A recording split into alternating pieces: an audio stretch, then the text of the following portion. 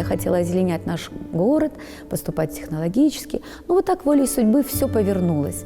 И я ничуть никогда не пожалела ни на одну минуту в том, что профессия, во-первых, дает мне возможность преодолеть то, и по сей день, преодолеть то, что иногда казалось бы не по силам. Хочется плакать, а ты должен смеяться. И никому нет дела до того, в каком ты состоянии. Но именно эти 3 часа сценического времени дают возможность тебе, не зря говорят, сцена исцеляет, ты выздоравливаешь. Ты пришел с температурой, но на сцене, побывав 3 часа, скажем, ты уходишь здоровым. Чудо!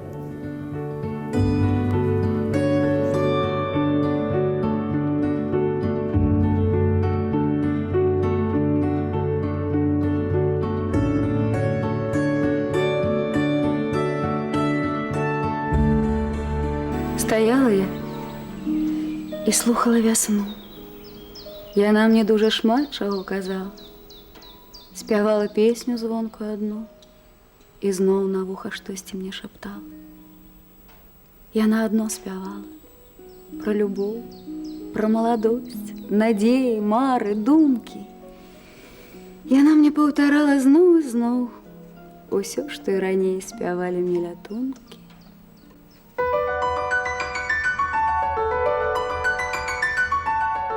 Ей было 12, когда ее взяли на главную роль в фильме «Зимородок» режиссера Вячеслава Никифорова. Через год она снялась в картине другого белорусского режиссера Александра Чикменева «Веселый калейдоскоп», а потом на Мосфильме у Михаила Юзовского. Казалось бы, профессия сама выбрала ее. Более 30 лет Ирина Нарбекова служит в театре-студии киноактера, удостоена звания заслуженной артистки Республики Беларусь, ведет активную общественную деятельность и много снимается в кино. Но был в ее жизни период, когда она едва не ушла со сцены. Моя Света психолог. Да, она по внешнему облику может определить характер человека.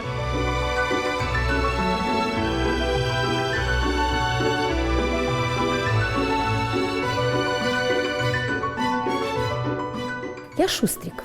У меня энергия кипит, бурлит, но при этом я люблю очень зоны молчания и уединения, когда уезжаю на свою любимую дачу. Или могу часами ходить по лесу, собирать грибы, ягоды. При всей вот своей какой-то такой неутомимости и неудержимости я стараюсь набираться терпения в этой жизни.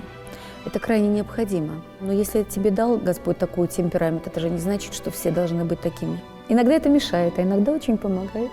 Я страдала очень и в кинематографе, и в театре. Возможно, что моя внешность иногда не соответствовала тем ролям, которые мне предлагали режиссеры. Распознать суть человека, вытащить из него то, что внешне как бы незаметно, это великий дар. Если не ошибаюсь, Люба? Да. Так вот, никакой прописки вы не получите. Николай после развода оставляет квартиру моей дочери. Так что нечего сюда ходить. Простите, я вас не понимаю. Да прекрасно вы понимаете. Московскую прописочку захотелось опять, да? Не сидится в деревне. Да как вам только не стыдно. Мало того, что мужа увели, так еще на квартиру метите. Уходите. В одном из спектаклей есть шикарная фраза «Есть чем вспомнить». А у меня есть что вспомнить, потому что на самом деле с этими местами, с этим пятачком связано столько историй. У нас был свой штаб, у нас был сигнал, когда там по свисту мы собирались, устраивали какие-то игры в казаков-разбойников. Помню, мы с подругой мечтали быть или стюардессами, или артистками. И, кстати, когда фильм «Зимородок» набирали группу ребят для кинопробы, она услышала по радио объявление, а я как-то особого энтузиазма и не проявила. Но за компанию, как говорится, пошла. Ну вот так, как пошла, так и осталась.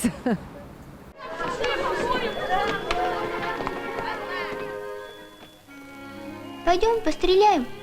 А деньги? Василек, у тебя есть деньги? Что ты боишься? Стрельнули бы разок! У меня деньги рыбные!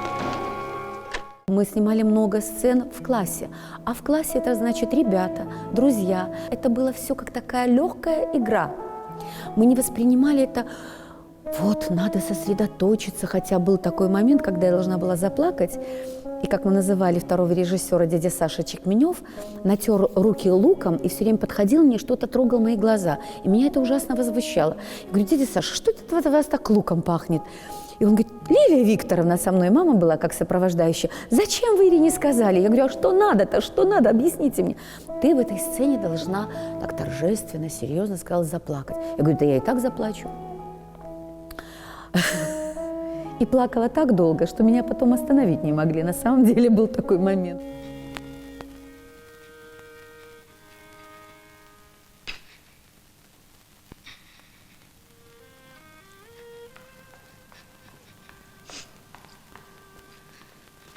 Ты что? Кто тебя обидел? Мать. Что она тебе сказала?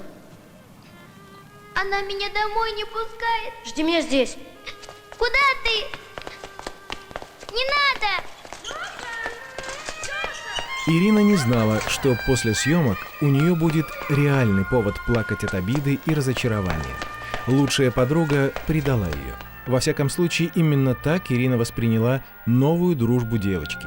Присущий юности максимализм сразу разделил все на черное и белое, и смириться с разочарованием было непросто.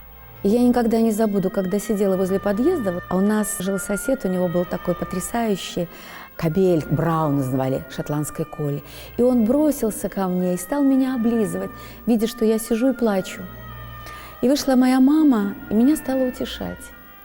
Говорит, ты знаешь, ты сильная, ты хорошая девчонка, озорная, у тебя еще будут подруги.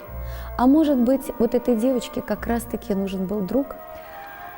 Я, наверное, тогда по своему внутреннему максимализму думала, что это предательство. Я очень переживала.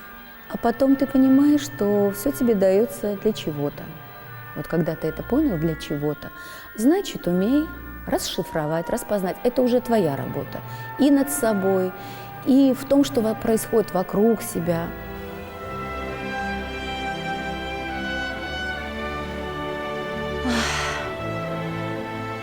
Но вот это мой дом.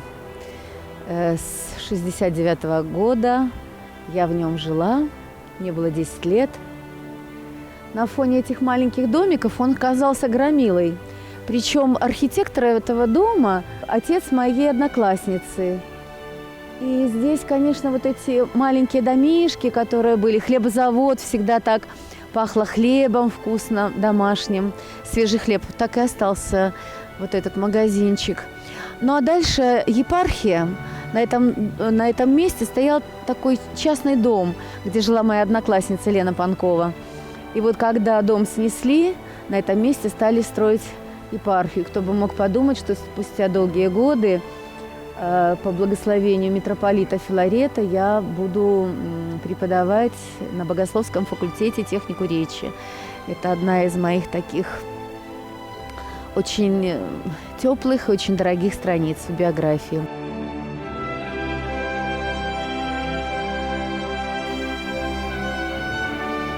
Вообще цифра 5 у меня любимая была всегда. Не потому, что я была так хорошистка, хотя училась я очень хорошо, но вот по иронии судьбы, второй подъезд, 5-й этаж, квартира 57, пятерочка. Вот мне нравилась эта пятерочка. У меня с ней столько всяких было совпадений в жизни, наверное.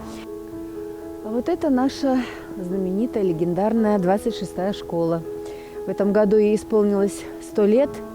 Перекочевала она уже в другое помещение. Это художественный колледж. Главное, что я почерпнула в жизни, конечно, из семьи и из школы. У нас были потрясающие учителя.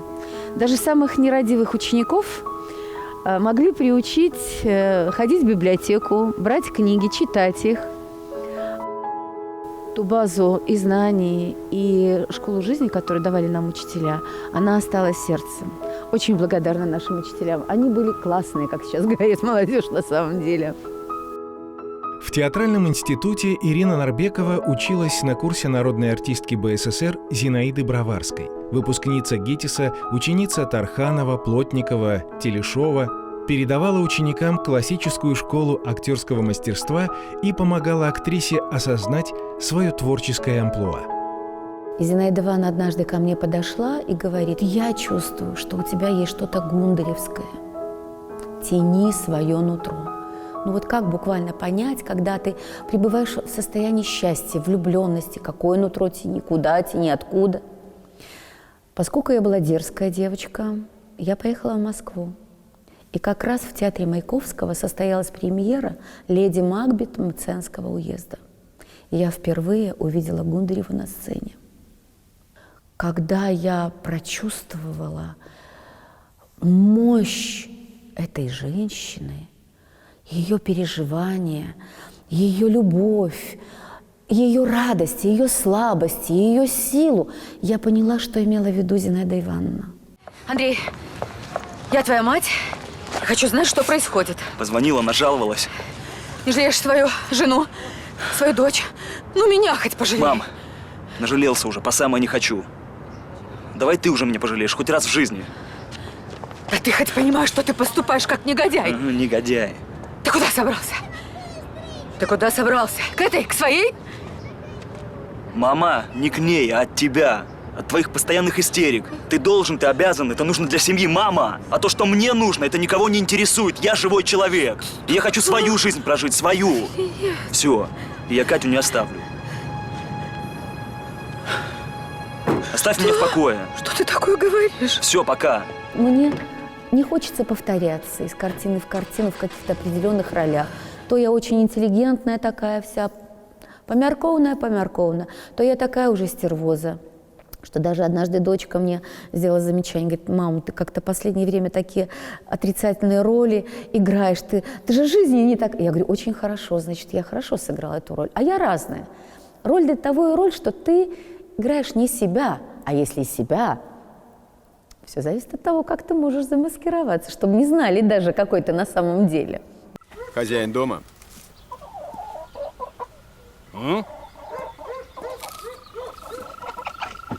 Marek! Do ciebie przyszli! Что, хозяйка? Гостю не по душе. А такие яблоки зиму не пролежат. Одne biedy nie chodzi. Ona i drugują za sobą wodzi. Dzień dobry. U baby język jak brzytwa. Jak żądło. Proszę pana, panie oficerze do chaty. Proszę, proszę. Ewka, cyc.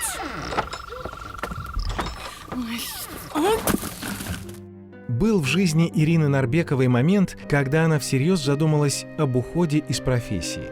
На съемках телевизионной программы встретилась с писателем Борисом Ганаго. Он и заговорил с начинающей актрисой о вере, а через год она была крещена, и Борис Александрович стал ее крестным. Тогда и встал перед ней вопрос, допустимо ли для христианки лицедейство. Я ездила в Жировический монастырь к архимандриду Митрофану, который мне очень коротко и ясно дал понять, человек, прошедший войну, знающий эту жизнь: деточка, вот если ты созидаешь, тебе Господь дал эту профессию, главное, не разрушай души других людей. Вот чем можешь, тем и занимайся. И благословил меня. И тогда начался совершенно другая точка отсчета в моей жизни, потому что я пришла на радио, познакомилась с Людмилой Сергеевной Митакович. Мы некоторое время с Андреем Душечкиным вели программу «Путь к истине». Я стала читать духовную литературу, образовываться. И буквально год спустя, будучи комсоргом, я поехала в Логойск и покрестилась. Вы знаете, многие говорили, что там сначала вы в комсомол, потом вы в партию, а теперь вы все такие набожные. Я просто почувствовала какой-то отклик в своей душе. И я пошла на этот зов. Я поняла, что это что-то настоящее и одно из главных в моей жизни. Так оно и случилось. Что-то было предопределено в моей жизни. Выросла на Немиге, и кафедральный собор, проходя мимо, я всегда слышала песнопение. И меня так это завораживало, я всегда тихенько заходила, но я не знала, что такое перекреститься. У нас семья была атеистическая, к сожалению. Ничего я о церкви не знала. Оказывается, наверху это пели оперные певцы, они там иногда, на литургии служили, и поэтому это придавало еще какую-то торжественность и какое-то непонятное чувство, которое во мне пробуждалось. Ирина Александровна, встаньте, пожалуйста. Не стану. Не стану, пока не простишь. Ирина Александровна, ну за что же мне вас прощать? Пожалуйста, встаньте, иначе я сама сейчас встану на колени. Вы ни в чем передо мной не виноваты. Вы все делали для счастья своего сына. Ну. Прости меня, прости. Все хорошо. Когда моя дочка еще была маленькая совсем, и я случайно попала в детский дом, мы там выступали, или вот в спецшколы, я увидела этих деток, я поняла только одно, как важно, что бы ни случилось с человеком, чтобы рядом оказалась добрая душа, которая не пройдет мимо, а протянет руку помощи этим деткам. Не только накормить, обуть, но и сказать доброе слово, привить вкус к красивому, к искусству. И мы собрали группу актеров, выступали, пели, рассказывали стихи. Должна быть все время какая-то взаимосвязь ребенка и взрослых людей, чтобы они не чувствовали себя брошенными и покинутыми. Это, конечно, было очень скорбное такое потрясение первоначальное, и я даже специально иногда брала дочку, чтобы она видела со стороны, как бывает. Поэтому, наверное, она и выросла у меня неравнодушной. Недавно был фильм, где я играла врача, такую сволочную женщину, но даже, говорят, в самом закоренелом мерзавце нужно найти обратную сторону медали. Я должна была там ругнуться, сказать такое литературное слово. Есть оно у Сергея Есенина. Утром 7 ощенила, понимаете. Я говорю, простите, я не ханжа, но можно я заменю это слово чем-то или как-то? Я не могу его произносить. То если это увидят мои или студенты, или выпускники богословского факультета на экране, я себя буду чувствовать очень плохо, я себе этого не прощу. Режиссер пошел мне навстречу, и вы знаете, даже я говорю, а можно я в этом кадре вот перенесу немножко, вы можете это потом вырезать, но я просто сделаю души то, что я почувствовала сейчас. Он говорит, да, конечно. Он оставил это. Я просто перекрестилась. Когда говорил на аборт, я отсылала женщину. Мне хотелось не однобоко в этом образе показать женщину, которая, понимая, что она заложник того времени, скажем, 40-х, 30-х годов, в ней есть что-то человеческое.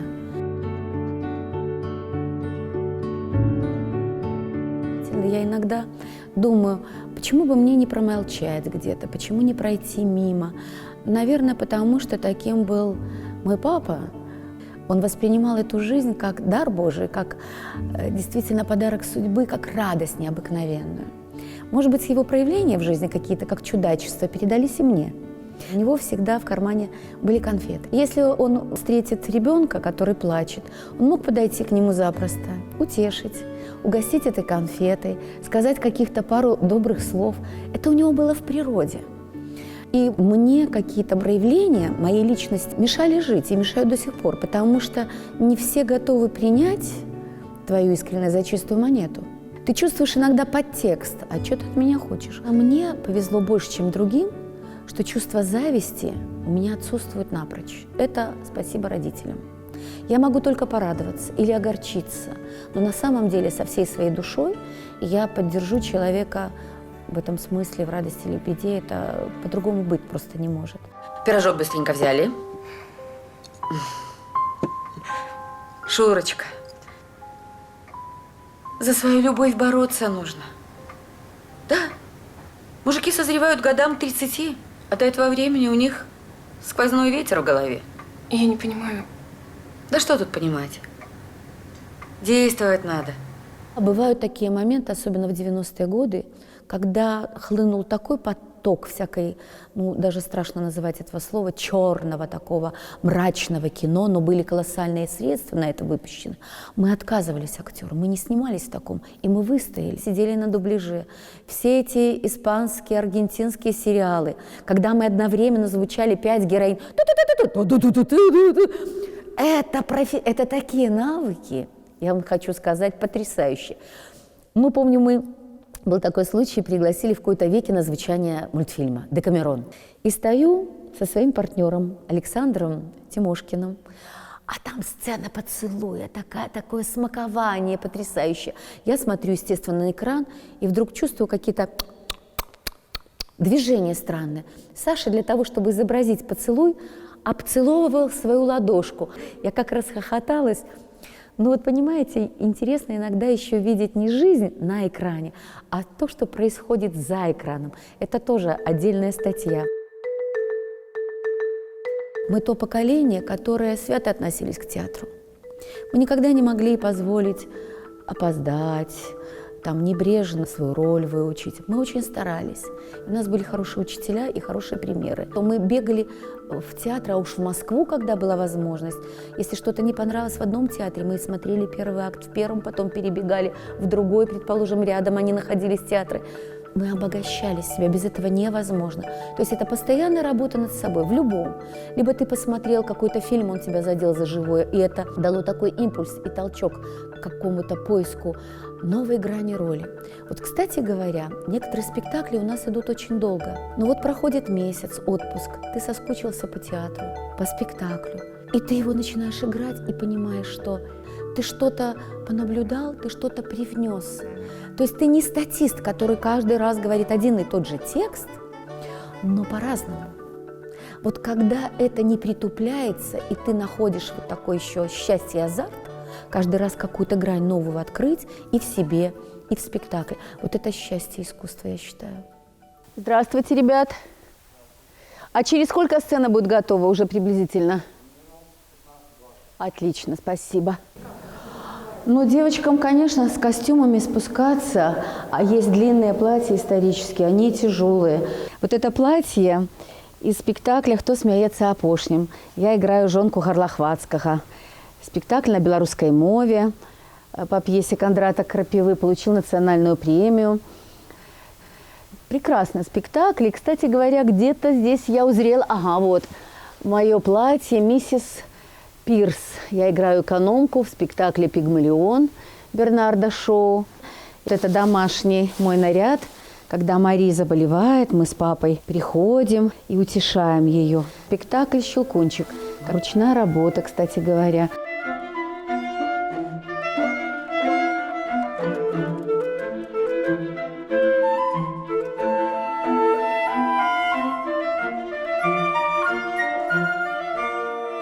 Маменька, подождите. А вот это дело не Маменька, шуточное. подождите. Да погоди ты.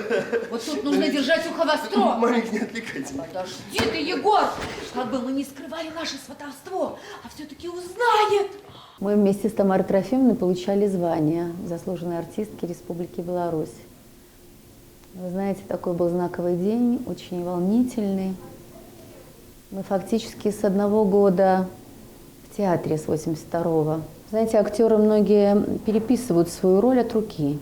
Во-первых, как-то оседает текст быстрее, но поскольку это для меня достаточно новый спектакль «Похищение Елены», я нет-нет и перед началом спектакля обязательно просматриваю текст, потому что актеры его уже играют достаточно давно, а мало ли я не вовремя скажу реплику или вообще ее забуду, поэтому это уже обязательное условие. Перед началом спектакля я всегда просматриваю текст обязательно. Но у нас такие партнеры великолепные, что если что-то не так, они всегда не утопят, а помогут, подскажут, даже за тебя скажут что-нибудь.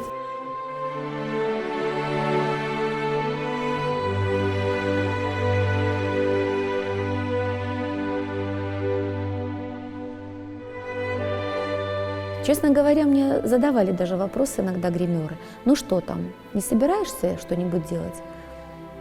И я тоже вспоминаю свою любимую Ани Жирарду. Мне мои морщины дались мне не так просто, легко, чтобы от них так избавиться. Зачем? Не хочу. Я стараюсь соответствовать своему возрасту. А папа мой всегда говорил, некрасивых людей в жизни нету. Каждый человек красив по-своему. Просто нужно уметь действительно себя преподнести так в своем естестве, чтобы ты был такой, какой ты есть на самом деле. Быть счастливым – это значит быть в ладах с сегодняшним днем, принимать жизнь такой, какая она есть. Понимание простых вещей делает каждое время года, как и каждую пору жизни, особенной и благодатной. Сама жизнь – божественный дар, который мы уже получили. И талантлив человек, который умеет быть благодарным, а значит, счастливым.